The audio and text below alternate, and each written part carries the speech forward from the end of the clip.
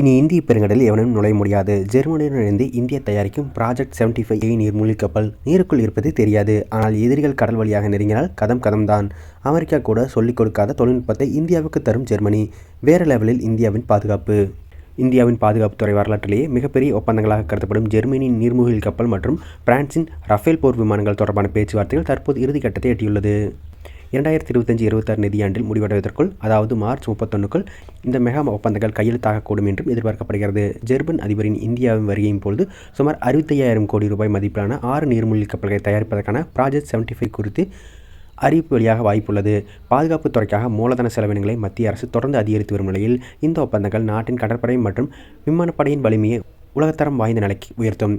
ஜெர்மனியின் தைஸ் குரூப் நிறுவனத்துடன் இணைந்து மும்பையின் மசாகான் டக் நிறுவனம் இந்த நீர்மூழ்கிக் கப்பலை தயாரித்துள்ளது. இதில் முக்கியமான அம்சம் ஏர் இண்டிபெண்டன்ட் ப்ரொபல்ஷன் தொழில்நுட்பமாகும். இது நீர்மூழ்கிக் கப்பல்கள் நீண்ட காலத்திற்கு நீருக்கடியில் தங்கியிருந்து எதிரிகளை தாக்க உதவும்.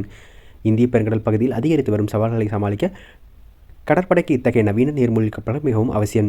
ஏற்கனவே பிரான்ஸ் நாட்டுடன் இணைந்து ஸ்கார்பியன் நீர்மூழ்கிக் கப்பல்களை தயாரித்த அனுபவம் மசாகான் டக்காவிற்கு இருப்பதால் இந்த புதிய திட்டத்தை அவர்கள் வெற்றிகரமாக செயல்படுத்துவார்கள் என்பதில் ஐயமில்லை. நீர்மூழ்கிக் கப்பலைப் போலவே இந்திய விமானப்படைக்கு 114 போர் விமானங்கள் தேவைப்படும். MRFA திட்டத்திலும் பெரிய முன்னேற்றங்கள் ஏற்பட்டுள்ளது.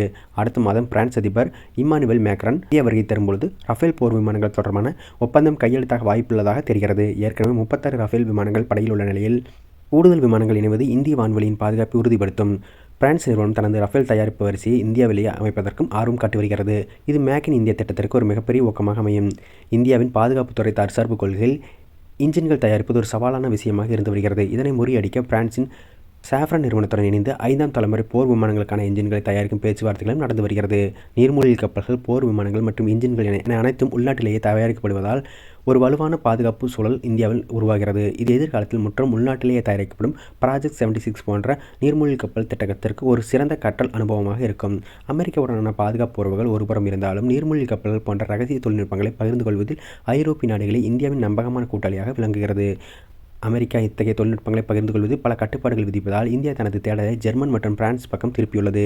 ரஷ்யாவிடமிருந்து வாங்கப்பட்ட பழைய போர் விமானங்கள் மற்றும் நீர்மூழ்கிக் கப்பல்கள் ஓய்வு பெறும் நிலையில் இந்த புதிய ஒப்பந்தங்கள் காலத்தின் தேவையாக உள்ளது. கொச்சின் மற்றும் மசாகான் டக் போன்ற கப்பல் கட்டும் தளங்கள் அதிகப்படியான ஆர்டர்களை பெறுவது நாட்டின் பொருளாதாரத்திற்கு வலு சேர்க்கும்.